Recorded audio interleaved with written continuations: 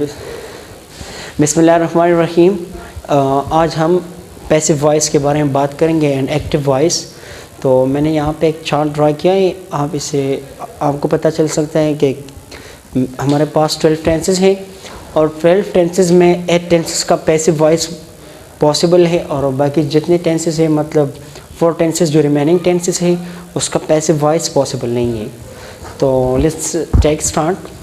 अच्छा, आपको ये भी पता होना चाहिए कि एक्टिव वॉइस का भी अपना एक स्ट्रक्चर है और पैसिव वॉइस का भी अपना एक स्ट्रक्चर है। तो मैं यहाँ पे स्टार्ट कर लेता हूँ। पहले तो हम टेंसेस के बारे में बात करते हैं कि हमारे पास जो टेंसेस हैं मैंने यहाँ पे ड्रा किया है प्रेजेंट, पास्ट एंड फ्यूचर। ये 3 हमारे पास मेन टाइम है। एक पिछला वक्त है, एक कंटिन्यू है और एक जो अपकमिंग है। तो मैंने यहाँ पे लिखा है इंडेफिनिट जितने भी टेंसेस है, प्रेजेंट इंडेफिनिट या पास्ट इंडेफिनिट या फ्यूचर इंडेफिनिट, इन टेंसेस का पैसिव वॉइस पॉसिबल है। तो मैंने यहाँ पे लिखा है इसका भी पॉसिबल है, इसका भी पॉसिबल है, इसका भी पॉसिबल है। Present continuous, past continuous and future continuous, इसका भी पॉसिबल है, इसका भी पॉसिबल है, लेकिन फ्यूचर कंटिन्यूअस टेंस का इट इज़ नॉट पॉसिबल। अब यहाँ देखो, present perfect, past perfect, future perfect. Present perfect का भी पॉसिबल है, पास्ट परफेक्ट का भी पॉसिबल है, फ्यूचर परफेक्ट का भी पॉसिबल है, लेकिन अब यहाँ पे देखो present perfect continuous it is not possible. Past perfect continuous इसका भी पॉसिबल नहीं है, फ्यूचर परफेक्ट कंटिन्यूअस इसका भी पॉसिबल नहीं है। इसका मतलब ये हुआ कि ये जो 3 रिमेन टेंसेस है इसका तो बिल्कुल पॉसिबल नहीं है। अच्छा, और 4th जो टेंस है वो है फ्यूचर कंटिन्यूअस टेंस, तो इसका भी पॉसिबल नहीं है। तो हम इस तरह कर लेते हैं, स्टार्ट लेते हैं। फर्स्ट ऑफ ऑल एक्टिव का जो स्ट्रक्चर है इसमें 3 चीज़ें आपके पास होनी चाहिए हर एक टेंस के लिए।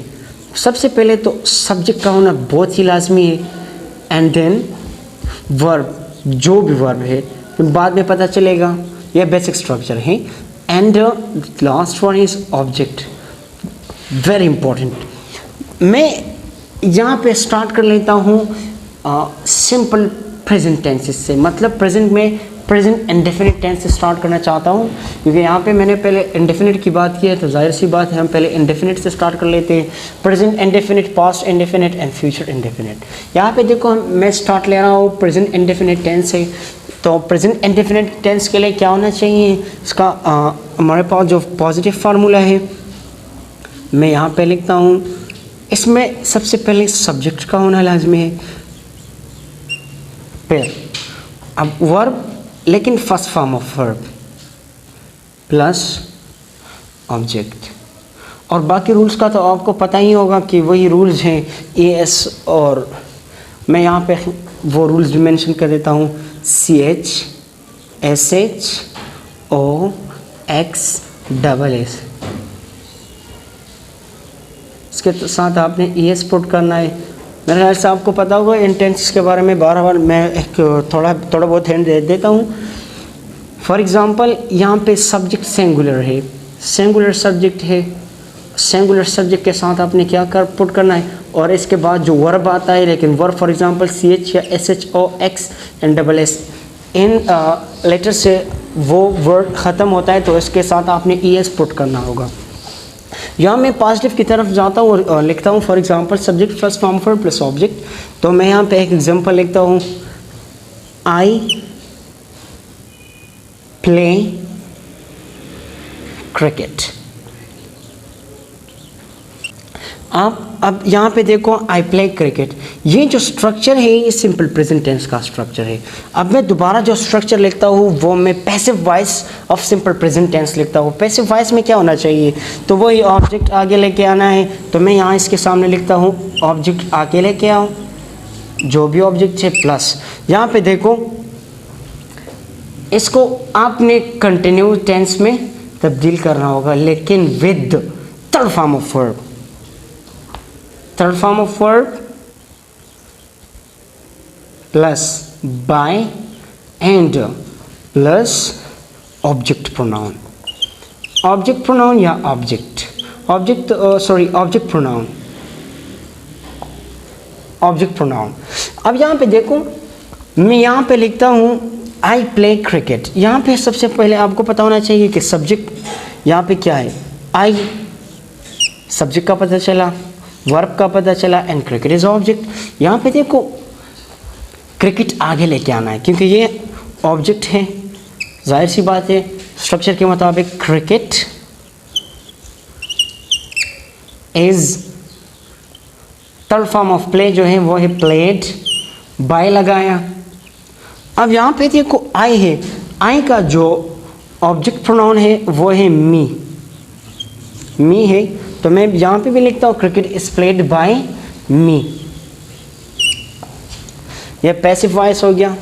अच्छा जी, अब नेगेटिव की तरफ बढ़ते हैं, तो मैं यहाँ पे लिखता हूँ she Singh, she sings a song.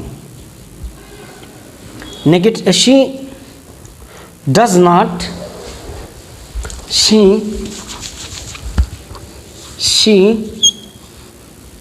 does not, she does not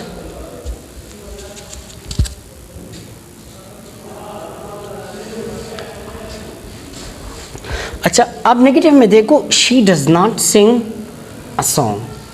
तो यहाँ पे देखो फिर से हमने ऑब्जेक्ट पे डिपेंड करना है, तो यहाँ पे देखो ऑब्जेक्ट सॉन्ग है लेकिन यहाँ पे आर्टिकल भी है, इसका मतलब ये पार्ट ऑफ ऑब्जेक्ट है। She subject, negative auxiliary, verb का भी पता चला। एडिशन इसलिए नहीं किया क्योंकि यहाँ पे ऑक्सिलरी वर्ब आया है डज। हम यहाँ पे देख लेते हैं सब्जेक्ट भी है, नेगेटिव ऑक्सिलरी, वर्ब और पार्ट ऑफ ऑब्जेक्ट, ऑब्जेक्ट भी है। यहाँ पे देखो object a song, a song object हो गया। यहाँ पे देखो क्या है स्ट्रक्चर में, इज सॉन्ग एक है तो इसके लिए हमने एक्सपोर्ट करना है। A song is, song sing, sing का थर्ड फॉर्म जो है ना sing, sung. A song is sung by, यहाँ पे देखो शी है, शी का जो ऑब्जेक्ट प्रोनाउन है वो है her, her. A song is sung by her. तो ये था नेगेटिव। आप इंट्रोगेटिव भी बना लेते हैं। आप यहाँ पे देखो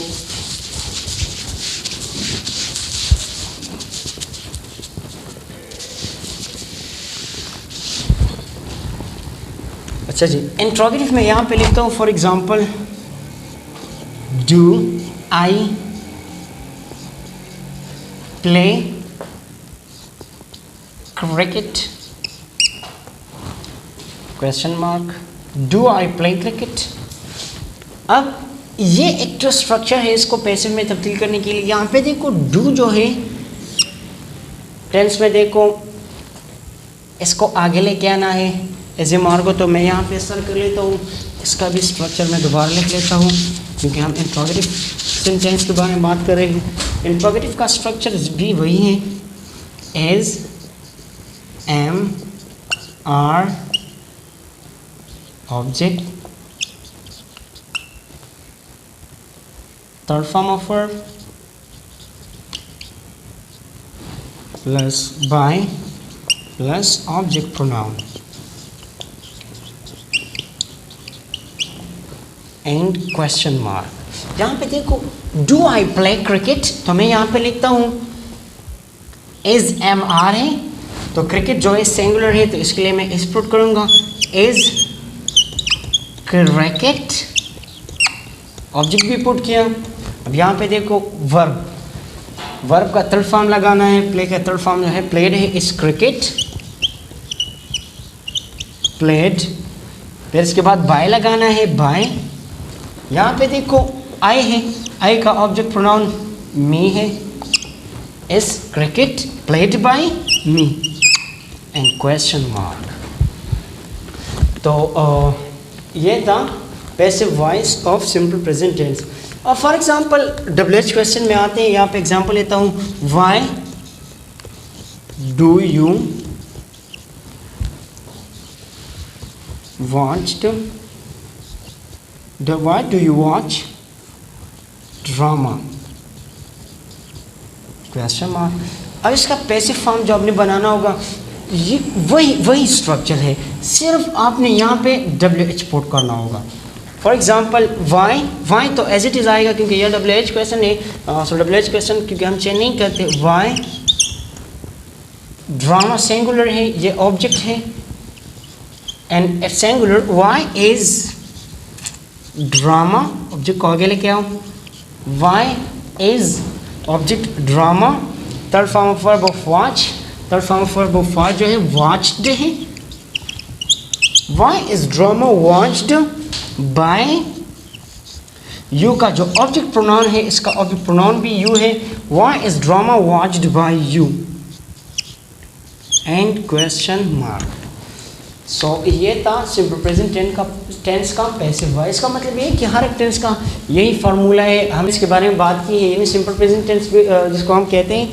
तो ये जितने भी टेंसेस हैं यही सेम फार्मूला हम यूज़ करते हैं, यानी हर एक टेंस का पैसिव वॉइस का अपना स्ट्रक्चर है। लेकिन हम डायरेक्ट यहाँ पे इसको क्रैमिंग करते हैं, रट लगाते हैं कि यहाँ पे इस तरह करते हैं कि एज ए मार का वाज वर कर, ये वो कर, तो इससे ना थोड़ा मुश्किल होगा। तो इसलिए आप इस तरह करें कि स्ट्रक्चर वाइज आए ताकि आपके लिए कोई मुश्किल ना हो। और जब हम एड टेंसेस हैं, इन एड टेंसेस के स्ट्रक्चर के बारे में बात करेंगे, सो आपको इंशाल्लाह फिर कोई परेशानी, कोई मसला नहीं होगा। इसका मतलब ये है कि हर एक टेंस का जो स्ट्रक्चर आपको पता चलेगा, तो फिर आपके लिए रट लगाने की कोई ज़रूरत नहीं होगी। बस सिर्फ एड टेंसेस है, इसका स्ट्रक्चर आपको पता होना चाहिए। अगर आपको टेंस का स्ट्रक्चर पता है तो बासानी आपको पता चल सकता है कि इसका पैसिव वॉइस स्ट्रक्चर कैसा होगा। अच्छा, मैं इन फार्मूला इन स्ट्रक्चर को इंशाल्लाह डिस्क्रिप्शन में भी मेंशन करूँगा। अगर फिर भी आपको कोई भी मसला है, so you can ask me any time and thanks for your support. Keep update yourself. Thank you so much.